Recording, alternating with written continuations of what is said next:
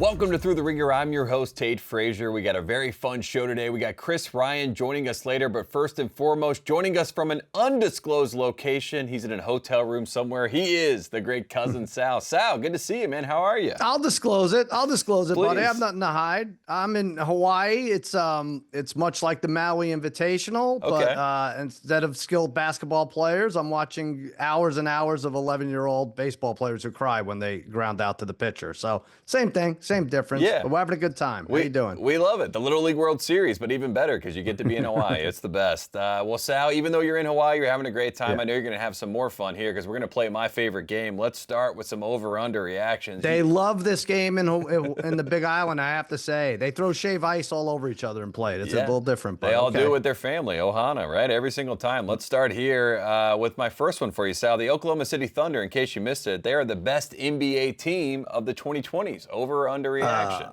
All right, I'm going to say underreaction. As of right now, they're minus 420 to win the NBA title. 420. Congrats. Go get that. Go bet it, Tate. I know that's your number, your favorite game, your favorite number. Right. And I know we're going to hear about this once they take care of Minnesota and whoever in the East, but they lost to the T-Wolves by 43 the other day. And I still don't know if I trust Jalen Williams as the second best player on this squad. I'm the last one on board with this OKC team. I don't put them as the best of the, four teams that have won it in the 2020s. I hate to say, still think last year's Celtics were the best.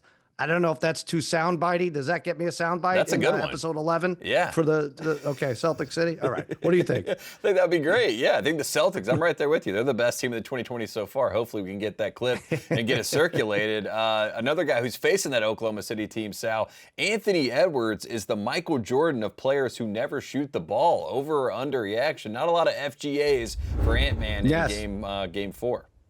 No, underreaction here. I really don't get it with this guy. I want to root for him. I want him to be great. But every time I look up, he has 4 shots entering like the fourth quarter. Is he a superstar? And he still gets the MJ comparisons, even though MJ, I think, had taken more shots in the Oklahoma City, Minnesota series himself than Ant Edwards, just sitting home, sucking on a stogie, laughing into his iPad. But I don't know. He called himself out for not shooting enough.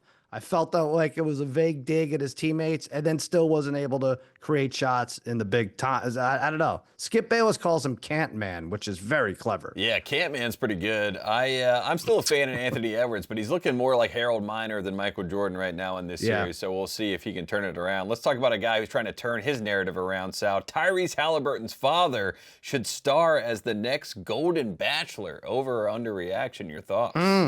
You know, I thought initially this is an underreaction and a great idea. You know, he'd get angry. I think he's married, right? Producers. Yeah, that's one obstacle. Okay. Yeah. He would have to get divorced. I don't know what Disney's That's actually the policy start is of the that. season, yeah. Yeah, but I would kind of like it, though. Like, he mentions who he is over and over. The women are clueless about his secondary fame. But then I looked it up, and I believe he's exactly the same age as I am. So let's ditch this Golden Bachelor talk right away. Yeah, let's get him on the real Bachelor. Let's see what happens. Yeah. Let's talk about the Mets. Mets fans should be concerned about Juan Soto. Over or under reaction? Lindor says no, but what say you? I agree with Lindor. I'm going to say it's an overreaction. You know, it's not really our money, so what do I care? But, you know, I think all these guys slump. I really do. And I feel like he's a great player. He's got a body of work to show it. I'm not worried. It took Francisco Lindor himself a while before he got acclimated. And, you know, we have 15 years together, Soto and the Mets fans. So we have to make the best of it. Mets fans are rugged. They're not like this wussbag Yankee fans. Sorry, Tate, who, you know, want to cut a guy after he goes 0 for 4. But we're cut above. Soto's going to be fine. Yeah, he's going to be all right. And like I said, Lindor coming out and basically saying he's a great teammate. He does all the little stuff. Right. I think that was encouraging for Mets fans. And that's something that you want to hear, Sal. Let's talk about Saquon Barkley. Saquon Barkley is a lock for the Madden 26 cover, Sal. Is that an over or under reaction? What say you? Oof. When does this come out? Like mid-August or something? Yeah, somewhere in there? Yeah, mid-August. All right, I'm going to say underreaction. And, you know, I think for sure his buddy, the president's going to claim to have purchased 50 of these Madden 26s when Barkley's on there. I played on the Xbox, Xbox is a very old-fashioned term, but it still works. I've never Much lost better than on the Xbox. PlayStation. Way better than PlayStation. Bit of beautiful, beautiful Xbox, better than beautiful PlayStation. But it could be MVP Josh Allen. It would be easy to just give it to the MVP, I guess, every year. But Big Dom would be great too on the cover. Yeah. Deshaun Watson would be the funniest, but it's going to be Barkley, right? And it used to be a thing, Sal, where you didn't want to be on the cover. We got so far down the rabbit hole of the Madden curse that Peyton Hillis ended up on a cover back in like 2012 or whatever it was. That's who it was. Now it's cool. Yeah. Now it's cool again. People want to be on the cover. Peyton Hillis. That was the most racist stretch for the NFL, the Madden people. Yeah, for sure. Yeah, they're like, put him on the cover. Next up, the Buffalo Bills, Sal, are on Hard Knocks, and we're saying that was a meh pick. Is that an over or under reaction? Your thoughts? I agree. Yeah, I think that's an underreaction. Maybe I mean, profit. what are we going to look at? Joey Bosa's rehab now? Like we're going to watch Dalton Kincaid and Dawson Knox enter a wing eating contest? I don't really care. And I know there are rules, and you can't go with a team who's been recently featured on Hard Knocks and didn't make the playoffs. But just like you could flex teams into an already scheduled game, you should be able to do the same for unscheduled Hard Knocks selections. Like pick the Browns. The Browns are the choice here, Tate, right? Deion, Deshaun, the alleged criminal owners, which quarterback gets cut, Gabriel or Pickett. It would be great. Myles Garrett's in there. Flacco drinking prune juice. There I go again, making fun of old guys who are younger than me. So, but much like the Browns, I think the league is dropping the ball here. Yeah, I think you're 100% right. We need Shedeur Sanders denying the fact that he bought a new Lamborghini to celebrate how well he's doing in training camp, and then that be disputed, but it's all on camera. That'd be great. So if Hard Knocks can't figure this out, either call up the North Carolina Tar Heels and get Belichick and Jordan on screen, or go to Cleveland and get the Browns going. I think those are the two best options. Sal, I say to you now, the best bet in sports, Angel Reese to miss her first shot. It's an automatic bet, it seems like at this point. Is that an over or under reaction, Sal? Okay, it's an underreaction. This is a little in the weeds. I don't know if you've seen this, but there are these guys who bet Angel Reese to miss her first shot every single game, every game she plays. And I don't think they do it on FanDuel. FanDuel doesn't allow it. It's deemed too mean, and maybe it is, but it looks like so much fun. And Angel ultimately misses every time. And oftentimes it's from like 16 inches away. It's just dynamite content. Just Google Angel Reese bet first shot miss. You'll laugh and laugh for hours. Yeah, Kenny Mayne will be in the next video, that's for sure. He's going to be very excited about this video because there was so much fun to be had. Last one, Sal. Tom Cruise is the best actor. I'll say this again, the best actor to have never won an Oscar. Over or under reaction, Sal?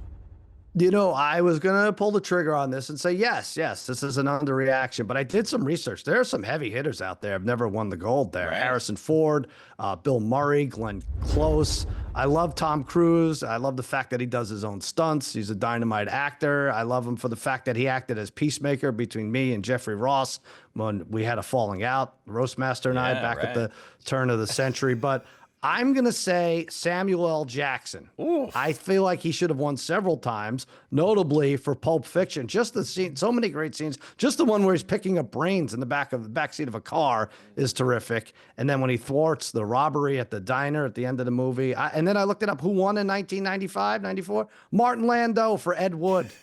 Martin Landau. Get out of here. Screw job of the century.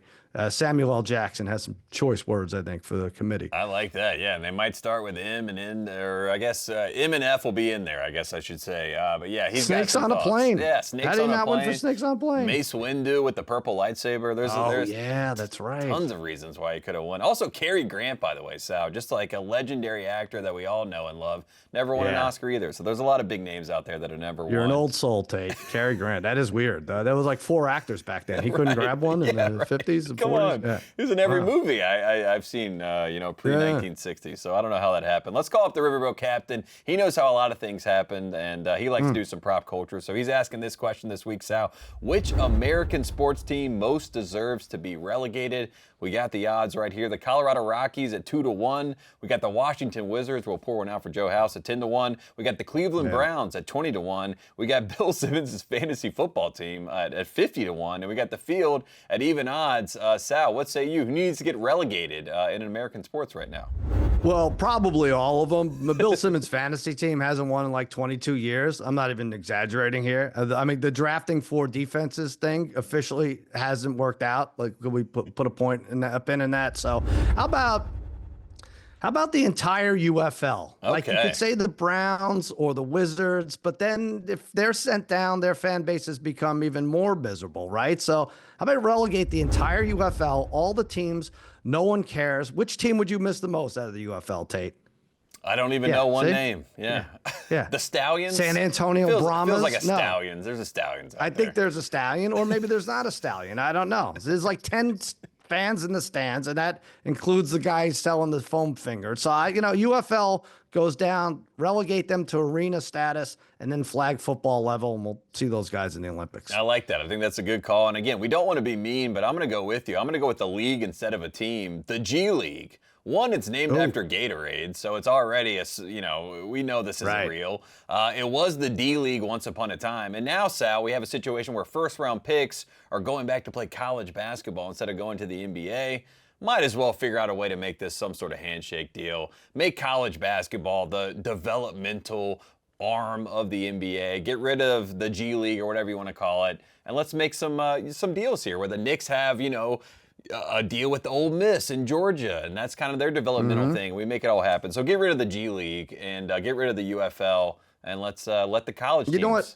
do it. I think we gave this one too much thought. I think we were too serious about this, honestly. I don't know if the captain appreciates it, but those are our answers. So I know. We came back with like a whole breakdown of what we needed to do. The captain Right. said this We is supposed fixed to be a sports joke. in Yeah. 45 seconds. Yeah. It's supposed to be There a you go, joke. Captain. Yeah, take that, Captain. And I'll turn it over to you, Sal, and I'll let you set some lines for us.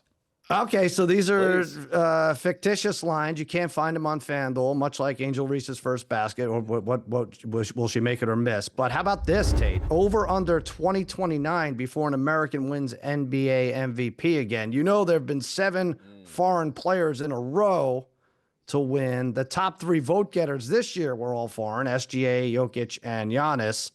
What's coming down the pike? It's not Ant Edwards, I'll tell you that much. But what do you think, Tate? 2029, is that fair? I'm going to go under. I think that an American does win, and I think that the American that does win is Anthony Edwards. I think that there's going to be a push because of the propaganda that is happening against the American basketball players. There's going to be an anti-push where he has a great regular season, everything's going great. They're like, this is supposed to be the guy. Let's give him what he needs to get. And, the propaganda pursues, and I think it's going to be under. But you're right. I mean, there's really not much hope for the American basketball stars. There's a lot of American basketball players, but not a lot of basketball stars. And, Anthony Edwards, I'm riding with you. You need to do it. Well, I looked at Ant Edwards, and they weren't like a top 2 seed, right? What seed were they? 6? 6 seed, no, 6. Okay, so but he got like no votes this year. Tatum and Mitchell got almost no votes. I almost think Cooper Flagg's your best bet here. He's got to just light it up, and so I would say way over 2029. I think All right. over's the right answer. I'm just trying to be optimistic. Oh, you do? So, Okay, yeah. you're just being nice. Well, it's whatever. Foreigners are nice too. Worst decision, Tate. The Bears fan getting a logo tattooed on his head at -160, or Travis Hunter not making his fiancée sign a prenup. They're now married +130. What do you think? I think Travis Hunter is getting a lot of, negative pushback for a lot of people that don't know what's actually happening in his personal life. That being said, Sal, plus money. I'm going to have to take it +130. I don't know any of the particulars here, but you give me plus money and you give me the background, the little that I have seen, the snapshot that I have seen, I think +130 is a good number. You so I'll know go the there. particulars. You saw his contract. You know how much it's worth. That's Yeah, all you need to know. right. I will say, I think he effed up for sure, but I think there's good value with this Bears fan. Can we roll the tape here Yeah, to see the please. footage? I mean, look at this. The Bears, the bald. George Wendt is rolling in his grave right now. It's really dumb. This guy, he covered his entire scalp with that stupid Bears logo, and he has to lean down every time the show. He's going to have neck issues the rest of his life. He's never going to get that job as a software engineer at Google looking like that. So I haven't even mentioned that the Bears have failed to play over 500 ball in 11 out of 12 years. So good luck to this guy. We What's the matter with we him? also have reports coming out that Caleb Williams didn't even want to go to Chicago in this offseason. He's already been there for a year. I mean, there's always stuff coming out. Yeah, it's not good. Why would he? Look at the lunatics that root for him. Why would he want to go to We Chicago? need Hard Knocks to cover this guy. Start there. That's the point of the pyramid, and then build out with the Bears after that. So that would be my I'm with pitch. you. All right, over under. This is slightly personal. Over under 34.5 coconut shrimp that I devoured during my son's baseball tournament in Hawaii this past weekend. To be fair, it wasn't during the tournament. It was after and before. and maybe a little during. But anyway, what do you think? I know, Over or under I know how 34? the coconut shrimp goes. They go quick, and 34 and a half. I mean, I would pump that up to even like maybe triple digits. But yeah, I'm gonna go over. I mean, It's over. they go by fast. It's over. Yeah, right. Yeah, I know. How it over's goes. good. Doesn't matter. Big, small, they're great out here. I love toasted coconut and I love shrimp. It's a dream combo for me. I'm trying to think of what it would be for you if you were presented with Bojangles chicken, which was wrapped up in Ken Palm rankings, like the magazine version, and you ate that just nonstop. It's like a burrito. Doused in honey mustard. Anyway. Right. That would be great. Yeah. There you go. So that's it. Anyway, congrats to the GBG Blue Boys making it to the semis. Lost 8-7, the battle on the Big Island. Playing up too. I tip my shrimp to them. Yeah, tip my shrimp as well. And like you said, they're playing up. They're playing older kids. So once they're the That's older right. kids, they'll be winning this tournament. No doubt about it. And you'll have at least 100 shrimp. We can guarantee that. That's all we can hope That's for. all we can hope for. We're going to take a quick break. When we come back, we got some track to the future, some line look aheads. We'll talk some games with Cousin Sal. Stay tuned. We'll be right back.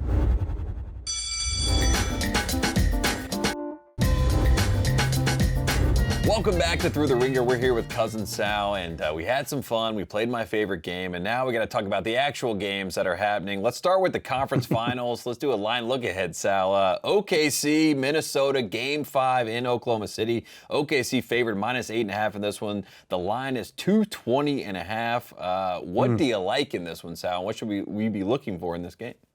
Well, what I don't like, Tate, is you saying we already played my favorite game, and now we got to do that. It's like it's almost like I only want to talk to Sal if we can play my favorite game. Now we got to discuss these stupid line look aheads. Listen, I don't know, because that last game was don't let it fool you, because that was the only close matchup in the whole series, right? They Oklahoma City won by 26 and 15, and then lost by 42. I think they lay it on the T-Wolves tonight. I'm going to adjust it a little, go by 10.5. 11 plus is plus 105. Wow. Does Randall go nuts? I think you have something to say about this. I don't know. Probably not. I don't think he's as bad as he was in Game 4. I don't think they'll keep SGA off the free throw line. I think that's going to be it. So I'm going to adjust it a little bit. I'm going to say minus 10.5 for even odds, 11 plus for OKC. What do you like? I like that line that you can get it up to a plus 105 to get plus money, because I do feel like if OKC wins this game, Sal, you're right, they're going to win by a lot. It's going to be a blowout. So if it does lean that way, I do feel like OKC blows out Minnesota. But there's some reason why I don't think it ends in 5. I just feel like they should have won Game 4. Talking about Minnesota's side of things, there were so many moments, 22 turnovers. Right. I mean, just dumb plays over and over again. And it felt like OKC hit the shot every single time you needed to extend it, every single time they got it to a one-possession game. So I think the Wolves are going to have something to say. They did not play great in Game 2. I thought Game 1 they had a real shot. Randall started out great in that Game 1. I feel like this game resembles that game a little bit more. The officiating isn't as tight as it was in the first 2 games in Oklahoma City. They give Minnesota just a little glimmer of hope, and I think they win this game. Wolves money line, plus 290, Sal. So Look at you. All right, I like the chutzpah. They lose Game 7 in Oklahoma City. Wow. But I think they All right. steal this one, Game 5. That's what I'm going for. So plus 290, I'll go with the Wolves. I was stupid enough to go against the grain and take the Wolves for the series at 3-1, which is proving to be foolish, because you can get them at 20-1 now. Something insane. But anyway, all right. I'll take that, Tate. Either result is fine with me. Yeah, we just want good basketball. That's all we want. We want a close game at the end of the day. Let's do another line look ahead. Player prop that you like in this one, Sal. What are you looking at? Well, this one's simple to me. It was originally Ant Edwards under 7.5 in the first quarter. It's gone down to 6.5, and I think I get even odds. First of all, he's averaging 24 a game, so this should not be 6.5. I would suppose that he gets 26. So anyway, secondly, you don't shoot, you don't score. It's just that simple, right? And 3 of the games saw him take fewer than 6 shots halfway through the third quarter. So he could cry that he's not getting the ball and then do nothing about it. But even the T-Wolves get off to a hot start, Tate, doesn't mean Ant is the guy getting it done for them. So I love this. I don't know if you want to jump on with me, but Ant Edwards, I like him under 6.5 first quarter points because he doesn't shoot. And I do feel like he almost slow plays the game, where he's like, there's a cat and mouse game going on where he's like, oh, they're triple teaming me because they don't want me to shoot, so I'm going to make the right play and facilitate to other guys. But like you said, Sal, when they missed the shot, you're looking at the guy and said, hey, why don't you take it? every once in a while. So I like the under there. It does feel like third quarter, fourth quarter, he ramps up his FGAs. So early in the game, you can get some value there, plus 100. I'm going to take Julius Randle, 20-plus points in this game. You can get that at plus 182. I'm just buying the dip, Sal. It's as simple as that. Okay. I just think that everybody's off on Julius Randle. It has been in every other game situation. 5 points in Game 4. Felt very disconnected, very, very discombobulated at times. Game 1, he looked great in Oklahoma City. I think he has a similar kind of, effort, push, whatever you want to call it, early in the game to score. So I think he ends up with over 20 points. And like I said, I do like the Wolves in this game just as kind of a zag. That's what I'm going for, Sal. There's This zigs correlates and because, zags. I'm gonna go if zag. you like the Wolves at 3-1, you probably like Randall 20-plus points, and then you'll just lose everything. It's perfect. Yeah. Exactly. That's how this game goes. Let's flip over to hockey, Sal. I know you're locked in on this as well.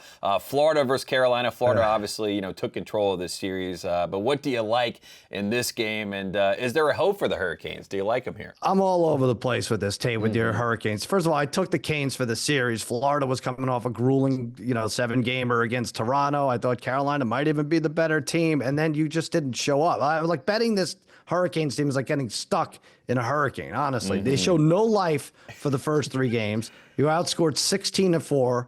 You're trash at home. Whatever goalie they put in was a sieve back there. And then Game 4, they went 3-0 to extend the series. Shutout, first Eastern Conference Final win in 16 games, never a doubt. So I'm going to say I think Florida finishes the Canes tonight. I'm going to take minus 1.5 in a closeout game. It's kind of a gift because you're doubling your money here versus taking them just straight up. The losing team typically pulls the goalie very, very early, leaves room for an empty netter. I think Matthew Tkachuk tallies 2 goals, 4-2 final. Sorry, Tate. Yeah, no, I'm with you. I'm actually going to agree with you here. I think Florida gets back on track. Looks like the team that we saw in the first 3 games in this series, and I think they're going to win this game. That's why I like the over as well. You said 5.5. You said 4-2. That would be 6, and that would hit the over, and you get it at plus 108. So going to be sad for my Hurricanes, but going to be happy if the over hits in this game. So we like Florida minus 1.5. We like the over 5.5. So there you go, your NHL update there. Let's go to baseball now, Sal. Wednesday MLB picks. What do you like on the board? Guardians over Dodgers plus 126. The Dodgers are easing Clayton Kershaw back into the rotation. I think he went like 2 innings last time. He hasn't been super. He has a 7.50 ERA. Cleveland counters with Slade Ciccone. He's coming off a great outing against Detroit. He sports a 3.27 ERA, and he's a high-volume strikeout guy. He has 7 per game. Guardians play well at home. They have 14 or 15 wins at Progressive Field. Give me Cleveland to upset the world champs. Yeah, you get some plus money there, plus 126 with the Guardians. I'm going to take the Yankees over the Angels. This is happening out in our backyard. Yankees have been surging a little bit, so you can get the Yankees here minus 158 over the Angels. Again, nothing sexy, nothing fun, but it does lead into our next conversation, a track to the future. Wait a minute, are you going to any of these games? I'm not going to these games. Actually, why do you laugh that off? Why wouldn't you? I'm just telling you that, Go to the game. We'll stop right now. Get in your car. Drive 3-4 hours to Anaheim. I did drive that one time. It took 2 hours and 45 minutes at the end of a workday to go to an Angels-Yankees game. Once upon a time, A-Rod was playing. Guess what, Sal? I got there. He's not playing. He's scratched. Oh, no. He did the NBA Rod? Is that what happened there? The classic. Okay. Last track to the future, Sal, before we let you go. WNBA, your favorite. We got the Fever. We're looking at win totals here. 28.5 is the line. We got Caitlin Clark with a quad strain. Do you like the over? Do you like the under? What's the play here? Well, I think this is big. I mean, this hurts the Fever. This is going to be controversial, but I think she's the best player on the Fever, right? I mean, I know you're a Lexi Hull kind of guy, but I go with Caitlin Clark. They may not have been gunning for 30 to 35 wins anyway. They had a 2-2 start with her, right? Those quad injuries could be lingering. She may miss even more time, maybe not right away, but this could be, throughout the season. So they were 20-20 last year. To expect them to be +9 with their star banged up, I don't like that at all. I know I'm no fun. Fever under 28.5 wins. Yeah. I'm right there with you. I'm no fun either. Like you said at the start of this segment, I did not seem like I wanted to have much fun because we already played my favorite game. But you proved it. Yeah, this is no fun here because, like you said, 20-20 last year. Clark's going to miss 2 weeks, maybe more if it lingers. So without Caitlin Clark, I don't buy into the Fever. So we'll go under here. Again, it's minus 112 if you like the number, but we'll see what happens. Sal, we appreciate you joining us from a now disclosed location. Where can we find all your work? And then we'll let you go enjoy the rest of your day, man. Against All Odds on the Ringer Podcast Network and Cousin Sal's winning weekend this Friday. I think we're having Dan Orlovsky on, so that'll be fun. And mahalo, and thanks for having me. Yeah, shout out to Connecticut football, Dan Orlovsky. There you go. Sal, we appreciate you coming on the show. Stay tuned. We'll be right back after the break, and we'll have the Ringer's very own Chris Ryan joining us to talk NBA playoffs and a little TV. We'll be right back after the break.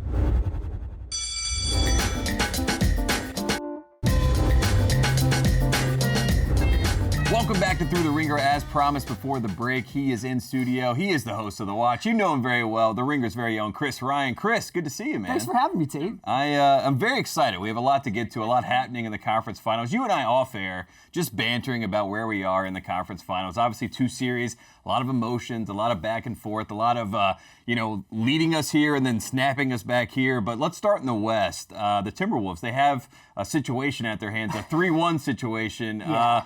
What do we think of this series, and is there a chance? Last time we saw the Thunder 3-1 in the conference final of 2016, that's right. They lost it to the Warriors. That's Could this happen again? It does not look like it. Yes. I think that the gas tank may be on E for Edwards a little bit. I think that this has been a really long slog of a playoffs for the Timberwolves. They've been a little bit of the cardiac kids. I think that they've played excellently. They're my favorite team in the West to watch this season in the postseason. But man, the Thunder look like they got the sleeper hold on the league right now. To me, it's like each series they get a little bit of a scare, and then they kind of figure it out and move forward. You know, and it does feel like in this series we did have the SGA, Anthony Edwards, who's the best guard in the game. We got the MVP given to Shea. We got Canada versus USA. This is a kind of a North American basketball rivalry playing out in real time. And it kind cousin versus cousin. Cousin versus cousin. Alexander's going back. Who is the great Alexander here? There's a lot happening, but just in general, it almost feels like SGA, as all of these conversations are happening, he just continues to kind of rise above and looks like the cream of the crop. Yeah, he feels inevitable right now, and obviously kind of can do what he wants on the floor. That's a controversial aspect of his game, is the fact that he is obviously getting a lot of his action at the free throw line, but he's also driving a lot and getting fouled more, so that is like part of what he builds into his game. Kind of feeds itself too. Right? Yeah, I think what I was excited about with this conference finals specifically was the idea of like turning a page in the NBA and be like, okay, the Thunder are historically good. Ant is here. That's another like conference finals run for him. Like this is going to be the new generation of guys like the Currys and the LeBrons and maybe even the KDs are a little bit receding in the rearview mirror. And then you finally get to that destination and you're like, oh, okay. Right. This is what it feels like to have Oklahoma City be the best team in the league. Right. Like, where is everybody else? Yeah. Right? It does have that feeling and that vibe to it. It's like, is there someone that can actually contend with this team? And then it leads to the other conversation with the Thunder where we have a new big three. And you and I were talking about this before. 2012, you get kind of gobsmacked with Kevin Durant, Russell Westbrook, James Harden, right? That big three. I was in my 20s in college watching these guys. You kind of just fell in love with them. And they were an extension of a college team. It felt like they were young kids living in a smaller new city, franchise, crazy good fan base for that. And Presti just hit the lottery with those guys in the lottery, and it seemed like, are these guys going to be the best team in the league for the next 12 years? And they had a Spursian kind of trait about them where it was like there is this grand master plan. But now we have this new big three, which has been kind of built by the same operation, same machinery. But they're different. They act differently. They obviously have SGA leading them, but Jalen Williams is kind of reserved, mild-mannered, a little bit different. Chet, obviously his own bag. We had the AT&T commercial in the background. Why is this big three not getting the same sort of adoration, love, whatever you want to call it, as that original big three? I don't think that they probably have faced enough adversity, if I have to imagine. Like, if I have to guess, obviously Chet's come back from some injuries. Jalen Williams is a pretty out-of-nowhere story, relatively speaking, for the NBA. But the team itself feels like it's kind of on this rocket ship, and that 5 years ago, you can look at all the fundamentals and the numbers and be like, if this happens and this happens, like this team is going to be good for a very long time. Right. Their abundance of draft picks, their flexibility that they have, it just feels like they're not going through the gauntlet that, say, Luka or Ant has in their career, and I feel like they're like kind of a little protected, cocooned in Oklahoma City. They obviously have like no locker room drama whatsoever. The opposite, Yeah, right? it's just everything is kind of smooth sailing. So I think there's a little bit of like nobody knows what the story is here other than they were built in a lab and the experiment is working. Yeah, and they really remind me honestly of like Please. in the 90s when you didn't have League Pass, so you wouldn't see teams that much throughout the season. So you would maybe see the Spurs like 5 or 6 times on national television over the course of a year, and then the playoffs would come around, and you'd be like, "Oh, this is a wrap." Like They're really good. Yeah, they just defend better than everybody, and Tim Duncan is like unbeatable. Right. And this is kind of what this Thunder team feels like. I watched them a lot this year, and I was like, "This seems really fun." But now it just is like very business-like. Dagnall doesn't make a lot of mistakes. They're deep. Every guy they bring on seems to have like this commensurate amount of energy that you need him to have. So there's a little bit of like I think you can detect it in podcasters talking about it. I think you can detect it in the TVs, like the broadcast groups. Like they're like, I don't really know how to contextualize this because this doesn't feel like the 14 Warriors. This doesn't feel like it has like Shea has not grabbed the league like a Steph has. Maybe he will, though. I don't know. What do you think? Yeah, I do think it's fascinating because, like you said, it's like because there is no adversity, because Joe Dumars and Isaiah Thomas aren't beating Shea up for the first 2 years. I mean, they had a hard series against Jokic. Right. But I felt like that Jokic series was like Adelman threw like the trump card at them, had to like basically bet the house, and then there was nothing. And then left in for Game them. 7 where it's just kind of like, we don't even have horses here, Yes. and you guys get to have fun and just blow us out. And it does feel like this series could end up that way, where let's say Minnesota goes in Game 5, steals one, gets into a Game 7. They're going to get smoked. They would get smoked, right? They would have ran out of gas. So Oklahoma City, in that sense, everyone wants them to. We love the potential. I said this to you before. We love the potential, but now that we have the production, we don't like it as much. Yeah. And that's sort of a conversation about the NBA in general, right? Like when we even do draft stuff, it's like we all like the idea of someone. Sure. But the reality is a totally different conversation. Like Zion, right? Yeah. I mean, we talk about him in 2 different ways. The Zion potential and the Zion production. 2 different people. Yeah, and now you're like, this is 7 seasons in and he hasn't made the playoffs. What are we This doing? is not really happening. You know what I mean? Like maybe it'll happen on a different team in a different role in a different way. The draft has been fascinating as a Sixers fan, so I've been a little bit deeper into it than I have been in years past, where we're more like in the Dalton Connect, Jared McCain zone of the later first round. Obviously, the Sixers have the 3rd pick. First pick's going to be Cooper Flagg. Second pick, everybody seems to think it's going to be Dylan Harper. Whether the Spurs draft him where they trade that pick, it would be for somebody moving up for Harper. I would love Dylan Harper on the Sixers. But then 3 is this really interesting conversation where you've got a Sixers team that more or less is ready to be a contender in the East. Whether they are or not is another question. But like based on name recognition alone with George and Embiid and Maxey, you'd be like, okay, this team's like ready to go. So what do you add to that? But are you drafting best player available at 3? Are you drafting highest upside at 3? Are you drafting most ready to rock and be in a deep playoff run with Joel Embiid at 3? Like, I'm all over the place. I have lots of different names banging around my head, so I really wanted to sort this out with you. Yeah, I do think it's a very fascinating situation because, like you said, at number 3, Ace Bailey is the big upswing, right? If we take Ace Bailey, we may have a franchise cornerstone, which is a situation where you bring in a guy who's compared to Paul George with Paul George. Is this a great mentor-mentee situation? Paul George, apparently. A little bit shorter, but also, like, is this something that Paul George is like, I'll take him under my wing and it's a great thing? We get a 2-for-1 deal? Or is this like a threatening situation where Paul George is like, did they just draft? The Ace Bailey report starts on the Ringer Podcast Network. We're locked in and we got updates. Yeah. So I do find that fascinating. It does seem like Morey is doing his best to say how great this pick is. Who wouldn't want Ace Bailey? I do feel like a team like the Wizards or someone that really wanted one of those top 3 guys, maybe you could entice them to get into the situation to make a trade up. Yeah. That would be the play, I think, as far as like win now mode. But with Ace Bailey sitting there, if I'm the Sixers, I just take a swing. I also think that everything about last season should teach you that you need to sort of start weatherproofing for the future. Exactly. So it's nice that there's good news coming out about Embiid. It sounds like he's rounding into shape and really excited about next season. Paul George returning to podcasting. Perhaps that's what was missing last season. Podcast B, our guy. Yeah. Maxey presumably will be healthy. McCain will be back. I think Maurice made noises about wanting to keep Grimes, wanting to keep Yabu. The team feels like it has some pieces. So the question is, though, do you draft somebody like, say, a VJ Edgecombe, who a lot of people have like talked about as a defensive stopper, a defensive-minded player, someone who could maybe play a role, do a lot of the dirty work on that team. Not going to take shots away from Paul George, right? So that might be like something logical, but do you draft a guy who's not going to make too much noise at 3?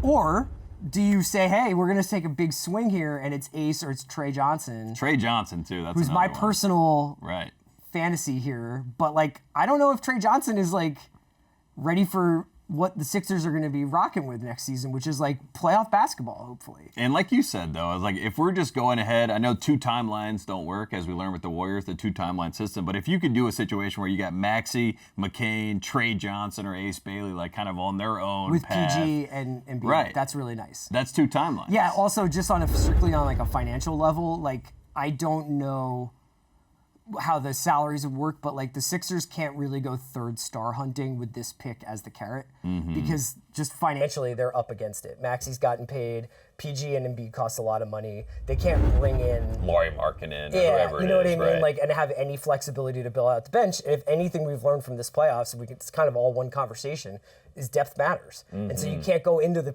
playoffs and hope that like a 6-man rotation is going to carry you. Right, because you need the Case and Wallaces, you need the Kenrich Williams. I mean, look at Neesmith. When Neesmith goes down for the Pacers, it's like I have no idea like team change. Who the best 5 on the Pacers is because like it's just constantly changing and they're sending waves of guards at you. Right. Which is why actually. And Halliburton's almost better with a traditional point guard on the floor with him, whether it's Nimhard or McConnell. Yes. You know what I mean? It's very strange in that way. He looks great with McConnell. You're right. Yeah, it's like you take all this point guard stuff that I usually would have to be bogged down with, you handle that, and then I'll just be Magic. I'll make the sort of like the vanilla ice cream pass or take the step back 3. That will feel like 5 points. Yeah. You know what I mean? He has that kind of factor, which I do think the Sixers obviously are trying to find some of those guys in the draft. We're going to take a quick break. When we come back, we'll talk some more Sixers, maybe some more draft stuff, but we'll also talk some TV with the best of the best, Chris Ryan. We'll be right back after the break.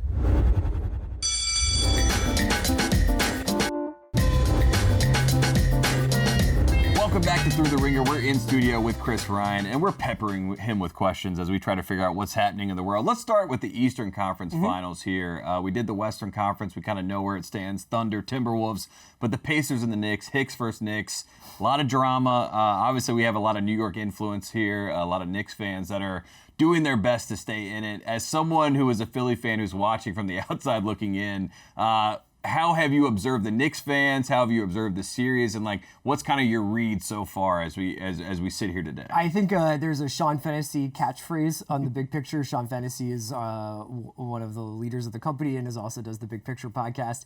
He likes to say, "It's so over, we're so back." Yes, that's how Knicks fans are. Like if they win, it's side talk. Bing bong, guys going like this, right. You know, like Mitchell Robinson is changing their lives. Screaming at Windy outside of his hotel. If they lose, they have to go into a decompression chamber for a week and deal with it. Jacoby said he was yelling at his family. So I think that they're in very high altitude right now where like everything feels very, very intense no matter what it is. I watched game 4 with Sean and, you know, like he was doing things like, it seems like they're playing better when I'm out of the room. Like it's gotten dark, it's gotten light. You know, I couldn't believe it when they came back. Mostly because they came back because they had the bench unit out there. Right. And Brunson had 5 fouls. Yeah, that obviously maybe isn't a recipe for every game, but it turns out sometimes playing some different guys helps Tibbs, you know? And so I thought that was a fascinating game to see Deuce, to see Hart leading the second unit, to see some other guys contributing was really cool. And like, I wonder whether or not Tibbs will take the lesson or be like, I never would have done that if Brunson had only had 3 fouls. Yeah, Kenny Smith, a great line. He wouldn't play 9 guys if he was a baseball manager. Right. That was the most Tibbs thing that we saw. I do want to ask about Karl Anthony Towns because, you know, you watch a lot of characters. You and I obviously watch a lot of basketball players in general. We have static and dynamic characters. Cat is very fascinating because he seems very dynamic. Oh, yeah. You never really know what version of Cat you will get from conversation to conversation. Heroic, tragic, confident veteran, seemingly all over the place young guy. Like, he's somebody who I think I will always think of perpetually as in his first years in the league. Right. And you're always like, he's going to put it together, or he's Goes back to the potential of it all. Yeah. Like, you still believe in it somehow. I mean, he's, and I think that this trade to New York wound up actually being the best thing that could have happened to him in his career. I think he winds up going to a huge market that is almost so big that he can be a little bit more anonymous. Do you know what I mean? And not the number one guy. Yeah, and he's so good on that team that like everybody's like, cool, this is exactly what we needed from you. We needed like a guy who stretched the floor, a guy who can like be big but also like take these threes. Jalen is the face of the team. The Villanova guys are the identity of the team. Just fit in. And he did. So I think it's been largely a very successful season for him. I think the tough part is postseason, it's feast or famine with him, right? Yeah, and then it's also fascinating, too, because you got the Halliburton side of this, which is also his own enigma as a star, because Halliburton is almost more like he accentuates the whole thing, but he also is the reason the whole thing works. Yes. You know what I mean? That's why it's very hard to kind of describe him as a player. So for him in this series and with the New York media, he hasn't gotten the Trae Young treatment, right? Not I mean, yet. he did the choke thing. It was almost laughed at, and almost New York people, like, they were mad about it, so they let it slide. Like, will he be hated? If New York Can he had be won hated? that game in overtime, I think he would have gotten absolutely roasted for that. That's a good call. You're right. Because he Yeah. prematurely did the choke when he thought he had hit a game winner. And then if New York goes on to win that, and New York wins game two, like, you're basically a clown for life for doing that. I just want to say, Coming off your dad with the Giannis thing, too. I Like, thought it was incredibly cool that he did that. I think we need more stuff like that. I want celebrations. I want taunting. I want rivalries. I want Indiana and New York to be absolutely hating one another as they play. And I hope this series goes on for 6 or 7 games. Yeah, me too. And it is fascinating, like you said. I mean, it is kind of this cultural thing happen. I mean, Halliburton seems to be very excited about being in New York. You got Jalen Brunson having the city behind him. It's very fun to watch. Do you think we're entering a little bit of an NHL playoffs era for the NBA playoffs where you get a hot goalie? Yeah. Anything can happen. You got Bobrovsky. But like, I don't think anybody would have picked Pacers-Knicks for the conference finals at the beginning of the season, at the middle of the season, maybe even at the start of the playoffs. And Even here the we start are. of the round. People, I don't think a lot of people had Thunder Wolves. Didn't have Thunder Wolves. I don't know who we had really, but I think those early rounds are dominated by the big names that are still around there. So LeBron, Luka, Golden State. Yep. Everybody's still looking at the stars, and then you get to the end of these conference runs, and you're just like, oh man, like the Knicks outlasted. The Knicks persevered, and the Pacers just got insanely high at the end of the season. Yeah. I wonder whether or not there's a recipe for success down. I mean, you can't predict it at all. I know this happens in hockey more than in basketball, but I do think that there's something to it. Yeah, and there's also like the playoffs and the regular season are two different things, and it is funny like how we reset at this. Like after we get done with the playoffs this year, we'll get to the preseason of next season, and we'll talk totally different about these guys. We'll be back in regular season mode. Oh, nobody's going to have the Pacers at number 2 in the conference. That's just how it goes. Even with Timberwolves this year, it's Yeah. like, they made this trade. That was dumb. They won't be back. Now they're here, and everyone's like, this team needs to make a move. Right. You know what I mean? Like, what's going on here? Right. They got a bunch of playoff They got players. Rick Ant Conley. needs help. How can no one touch the paint? Yeah. It moves quickly. Speaking of things moving quickly, let's talk NFL because this is something near and dear to your heart. There has been a push from the Packers to get rid of the tush push, Yeah. and they've been able to beat this agenda against the tush push. Do you feel like this is galvanizing Philadelphia fans as they have the Super Bowl, they have this thing that everyone's jealous of, or do you take an affront to the fact that people are still trying to go after the tush push? I was trying to put myself in the shoes of like other fan bases, and so I like the tush push. I don't have a problem with it. You know I what think I mean? yes. Does it feel like a football move? Not necessarily. First of all, they're not the only team that does it. Second of all, just stop it if you don't like it. And third of all, I really enjoyed the fact that the teams that supported the Eagles in the voting was essentially the Ringer caucus. Yeah. Because it was Pats, Jets, and Ravens. The Hive. Yeah, so I really enjoyed that. Mal, Bill, and Sean came through. I think it's like kind of maybe worn out its welcome a little bit for me as like a aesthetic play, but it does seem unstoppable. Yeah. And I do think over the course of NFL history, there have been plenty of plays that people have had to adjust to, that people have had to figure out how do you stop, I don't know, Eric Metcalf returning punts. Like, it's, I don't know.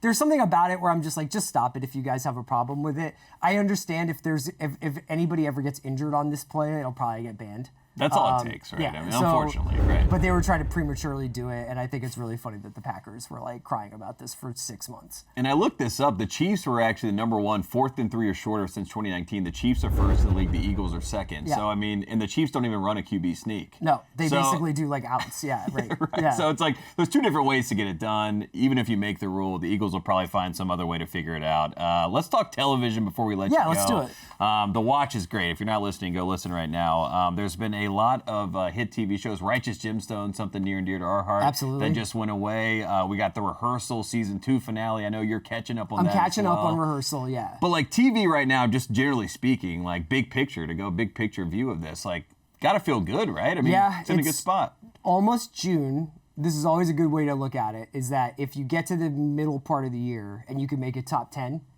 and you're like, man, if there are shows coming in the second half of the year that are better than these shows, we're going to have like a great year. And we've already had Severance. Yeah, Last so we've of had Us, Adolescence on Netflix, The Pit on HBO Max, I think Andor on Disney Plus. A lot of people love The Rehearsal, and a lot of people love Severance. So between those 5 shows, and then I have like a personal passion project, which is Shoresy. I don't know if you've ever watched that. I put Shoresy up there in the top 10. But if we get like 10 more shows that are better than that, or 5 more shows that are better than that, we're going to be in amazing shape. Are we in a position now where we're like kind of looking? I know we have all these different networks like Apple, Max. Is there like kind of a leader in the clubhouse now that we point to where like we can, if Apple announces a new show, we feel pretty good about that being a good show? Or are we still kind of figuring out the waters? I think that Netflix will get the most eyeballs no matter what. So if your show is going to be on Netflix, I think when Adolescence came out, and for people who don't know, it's like this British show. Each episode is told in these like one-shot takes. It's very like cinematically intriguing, and it's about it's pretty dark subject matter. It's about a murder in an English town, and basically the ramifications of it on the family of the alleged murderer.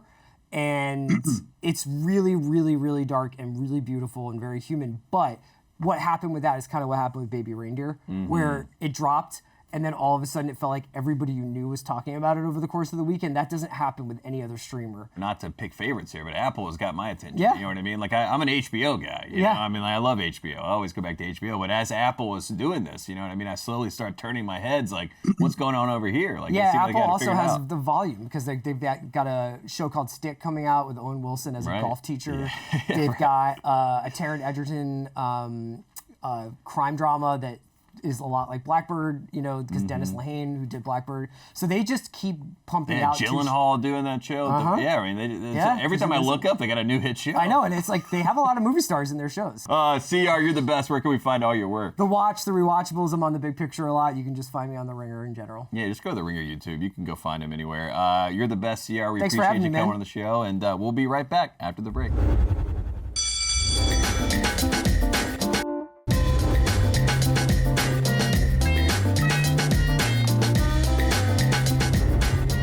There you have it for another edition of Thru the Ringer. Thanks to Cousin Sal, as always, and thanks to Chris Ryan for joining the show. We appreciate you tuning in to Thru the Ringer, and we will see you next week here on FanDuel TV.